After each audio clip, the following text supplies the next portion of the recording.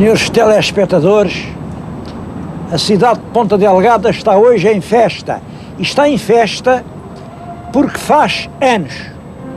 Ela foi fundada como cidade pelo rei Dom João III em 1546 e, portanto, faz hoje 452 anos. Bom, é claro que antes de ser cidade era vila. Foi fundada como vila pelo rei Dom Manuel em 1499 e, portanto, para o ano vai fazer 500 anos que é uma vila autónoma. Eu acho que esta história de Ponta Delgada é uma bela história de cidade. É uma história que merece ser contada. E tudo começa com um pingo de tocha. Eu hoje vou-lhes falar no pingo da tocha.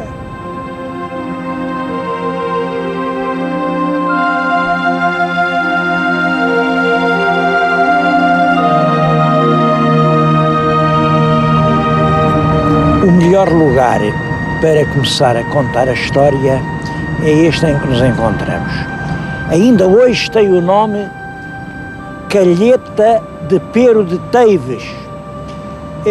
Reparem, é um lugar curioso porque isto, é claro que isto não é uma praça, também não é uma avenida, mas também não é um terreno abandonado, não é uma horta, não é um parque, não é um logradouro.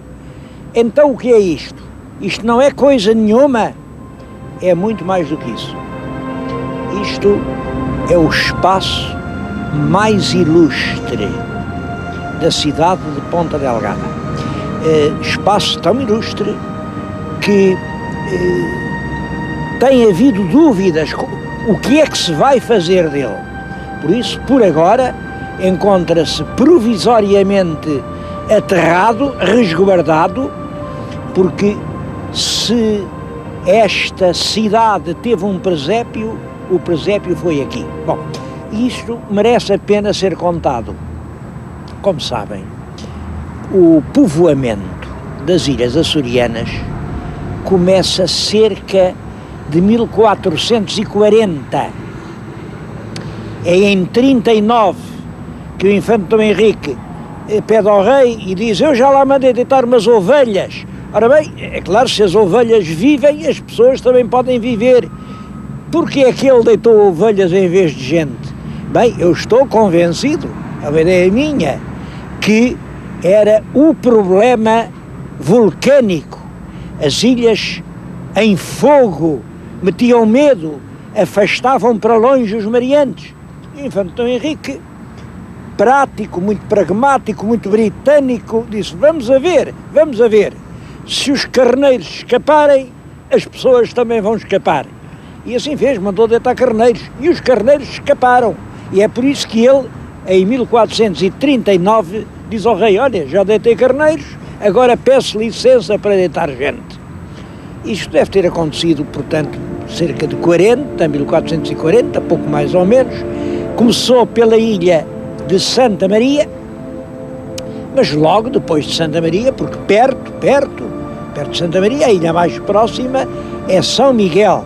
Eles passaram a São Miguel e começaram por se aninhar lá numa pontinha da ilha.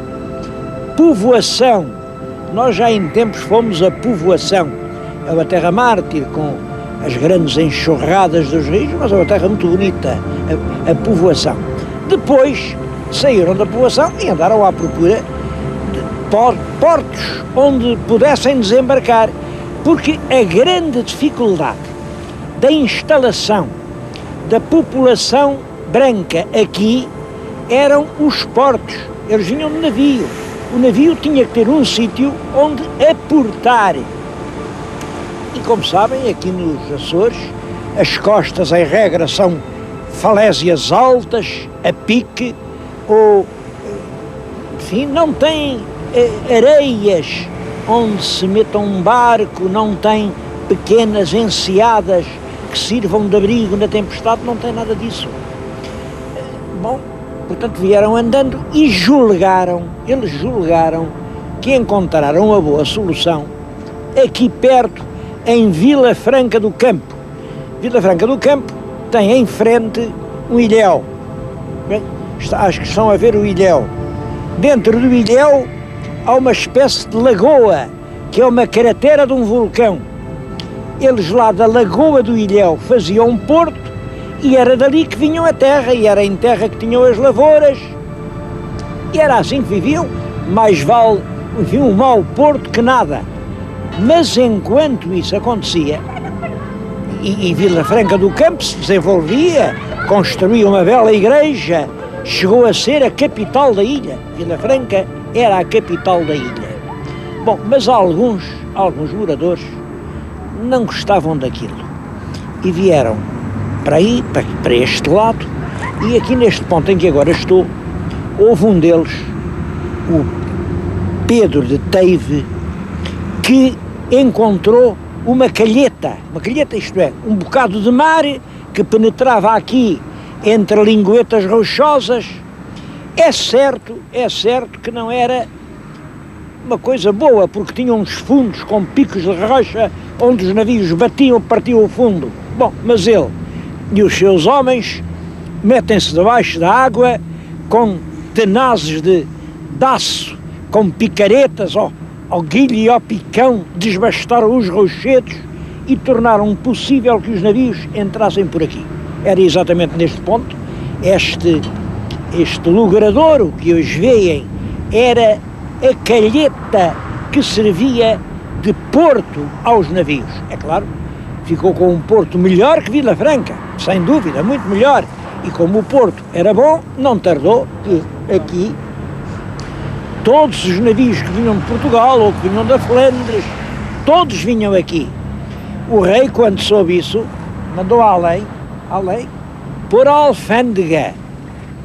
E é claro, desde que esta terra, que se chamava então Ponta Delgada, porque um bocadinho mais a norte há uma ponta de terra que entra pelo mar dentro e que não é assim alta, não é nenhuma falésia, é muito ao rés do mar, por isso é que lhe chamavam Delgada. Ainda hoje lá está, mas chamam-lhe hoje Santa Clara, mas ainda hoje se vê.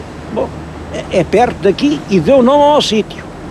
Quando o Pero de Teves põe aqui a sua calheta, quando consegue que os navios venham, quando o rei põe aqui a alfândega, quando se tornou proibido mandar qualquer coisa para fora da ilha sem ser por esta calheta, ou importar qualquer coisa do reino sem ser por esta calheta, este ponto transformou-se no centro da cidade.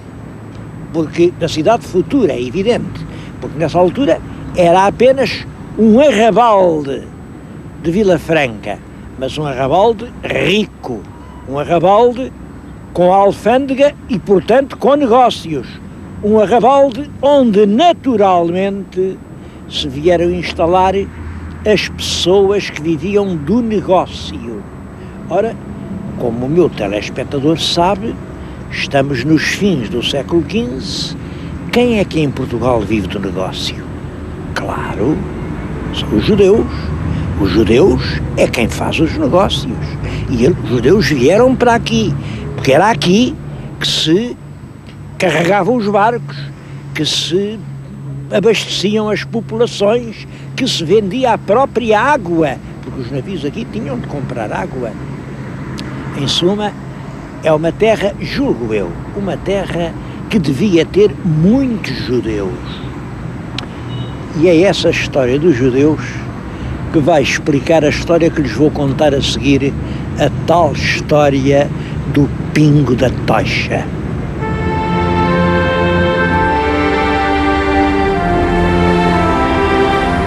Bom, mas ainda antes queria chamar a atenção para uma coisa. Um vulto de bronze preside hoje a calheta de Pero de Teive. É o Pero de Teive? Bom, já viram que não é. Ele está de chapéu de coco, tem um paletó romântico, é um engenheiro dos primeiros anos do nosso século. é o engenheiro José Cordeiro. Está aqui por uma razão perfeitamente justa. Foi ele quem conseguiu trazer a iluminação elétrica para a cidade de Ponta Delgada. Portanto, é justo que se lhe preste uma homenagem. Agora, o que não é justo é que a terra ainda não tenha pago a sua dívida ao Pero de Teive, que com fundar este porto fez nascer a cidade.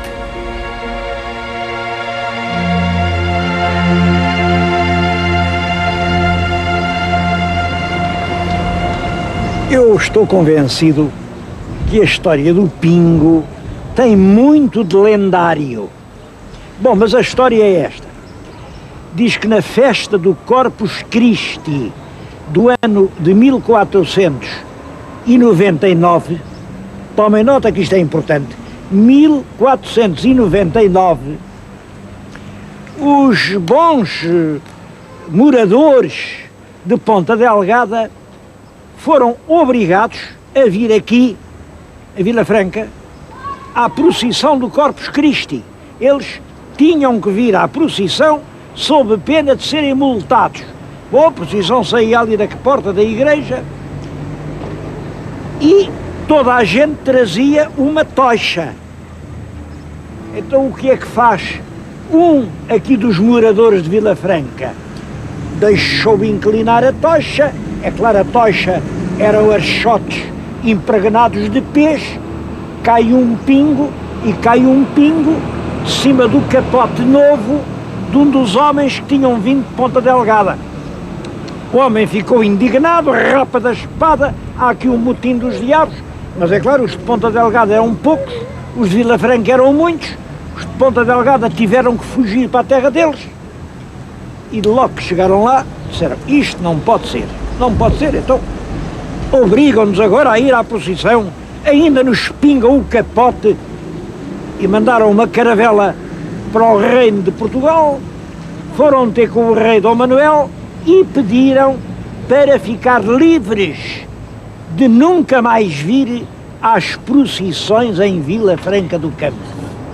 O rei Dom Manuel deu-lhes um papel, diz que era um papel, não era um pergaminho, era um papel, em que lhes dava o título de vila e dizia, pronto, vocês já não têm que obedecer a Vila Franca do Campo.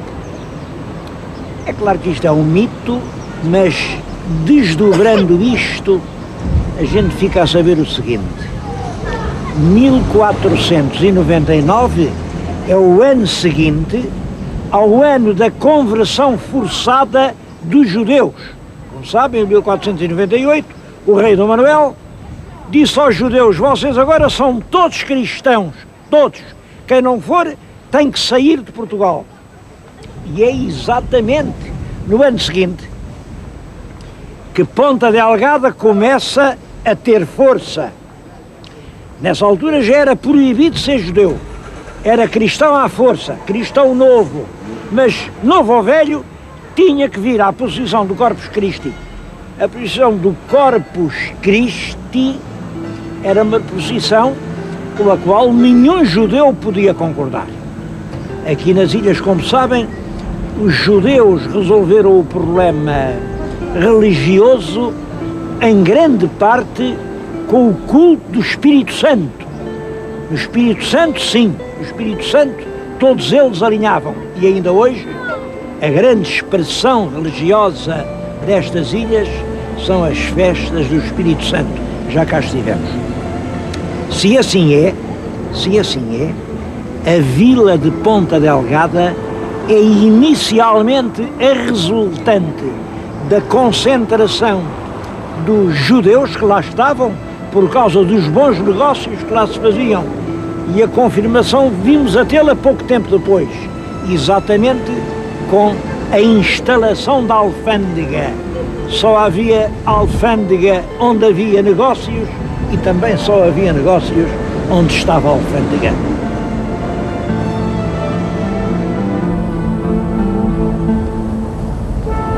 Bom, a partir do momento em que foi vila, Ponta Delgada não deixou de crescer.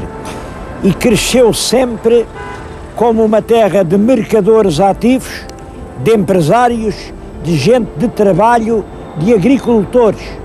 E nisso era o oposto de Angra do heroísmo. Angra cresce como uma cidade fidalga, aristocrática, de navegadores, de detentores do poder. São dois processos completamente diferentes. De certo modo, lá é o poder, aqui é a riqueza. A verdade é que a riqueza caminhou mais depressa que o poder. Estou agora a falar-lhes, este momento que vem aí atrás, são as portas de Ponta Delgada. É claro, elas foram postas aqui nesta praça, já no nosso século, elas não eram bem aqui. E esta praça é a praça do descobridor, a praça do Gonçalo Velho Cabral. A estátua que está ao meio é Gonçalo Velho. É justo que se faça esta praça realmente a Gonçalo Velho, porque foi o Gonçalo Velho quem, por ordem do infante Dom Henrique, veio tomar conta nas ilhas, mas não foi o descobridor. Eu costumo dizer, e acho que é importante isto, ninguém descobriu os Açores. Os Açores descobriram-se a si próprios. Foram realmente as grandes erupções vulcânicas do século XIV que tornaram as ilhas visíveis desde um aro de muitas léguas ao longe. Na noite, aquelas chaminés ardentes viam-se como clarões na treva e os navegantes ficaram a saber que ali havia ilhas onde há fogo, há terra. Simplesmente tinham medo de lá ir. Bom, isso até originou, ainda até há pouco tempo, um pouco esta ideia, afinal não foram os portugueses que descobriram os Açores, eles já vêm representados em mapas do século XIV, mas descobrir não é o mesmo que representar. O que podemos ter a certeza é que os primeiros a porem pé em terra foram os marinheiros de Gonçalo Velho, mandados pelo infante Dom Henrique. E em pouco tempo, eles devem ter chegado aqui na década de 40, 1444, 45, e em pouco tempo, apesar de tudo, passaram 5 séculos, fizeram destas cidades das mais civilizadas do nosso país. Eu já o tenho dito e penso muito isso, esta população açoriana faz parte da camada de cima, da zona de elite da população portuguesa. Vamos ao museu e vamos notar bem isso.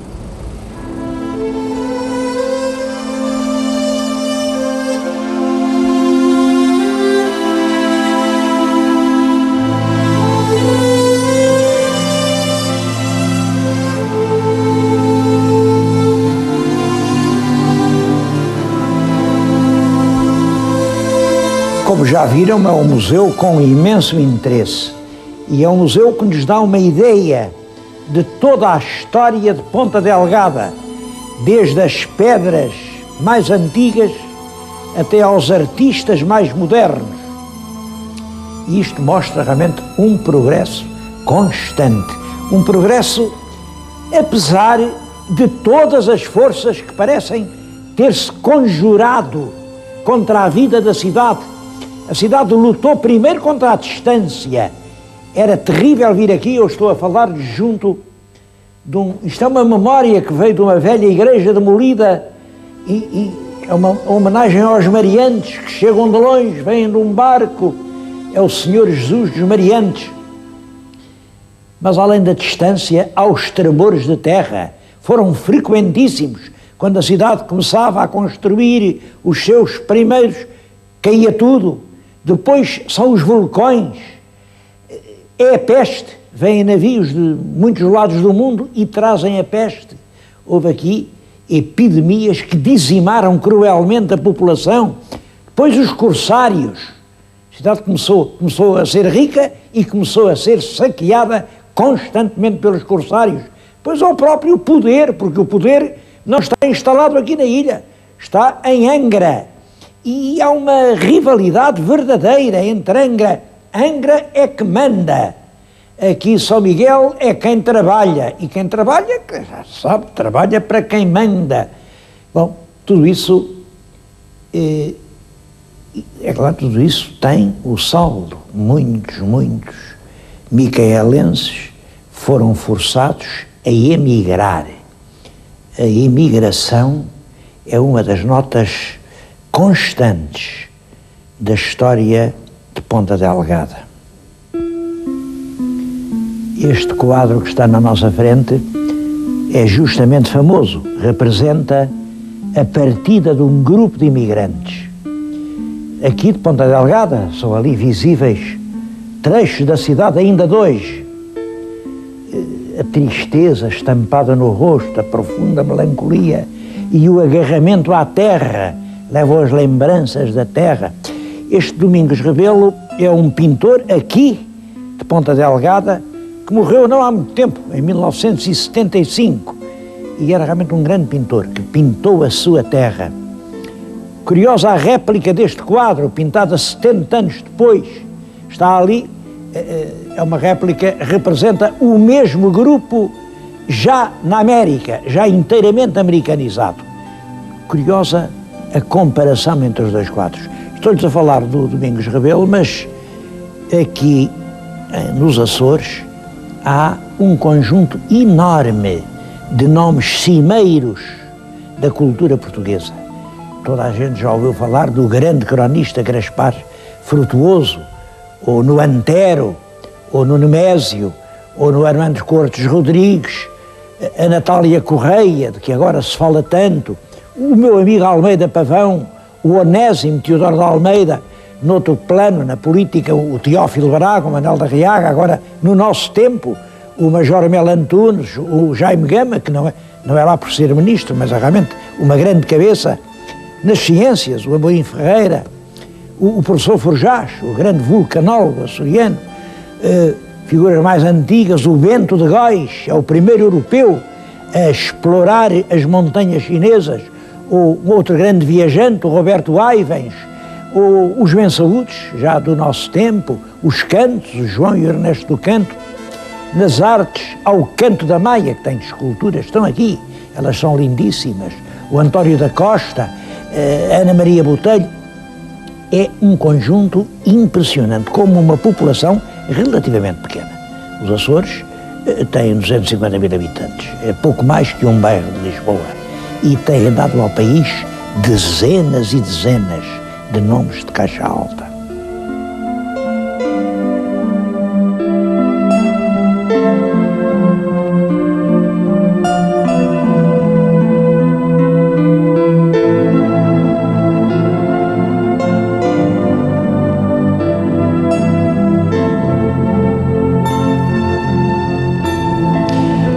De todos os nomes que indiquei, nenhum teve na cultura portuguesa uma projeção tão grande como o de Antero do Quental. Antero nasceu aqui e morreu aqui. Morreu exatamente neste banco em que eu agora estou sentado. Foi um homem que acreditou completamente, fogosamente, em pequenino, acreditou nas verdades da catequese. Ele depois chamava a isso as flores mortais com que se enfeita a ignorância infantil.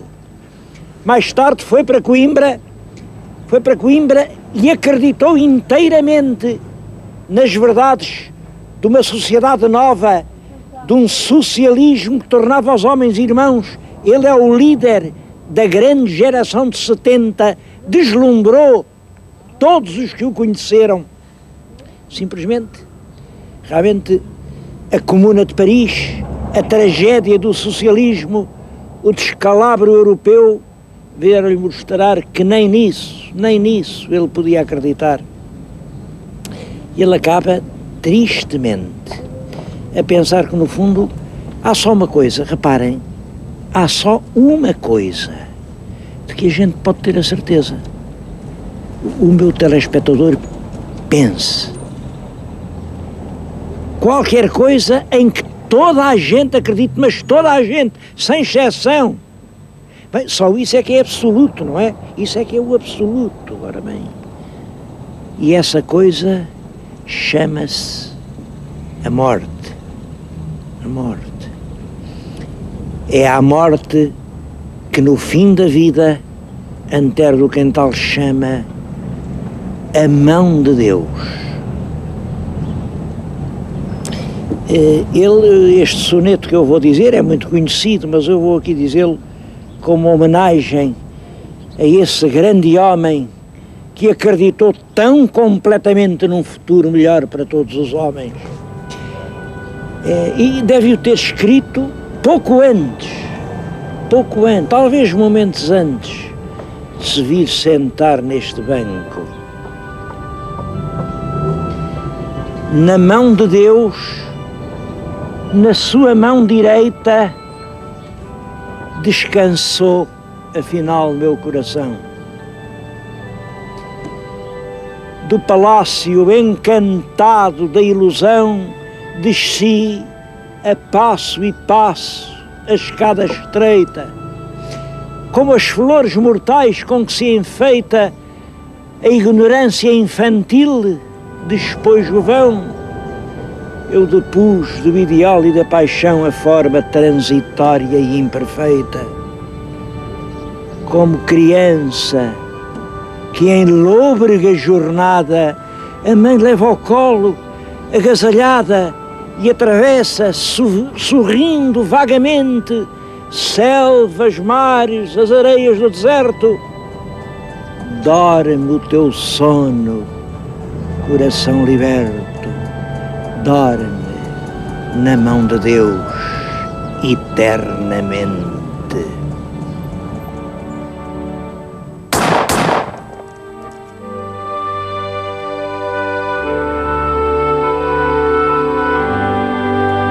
Dorme na mão de Deus eternamente.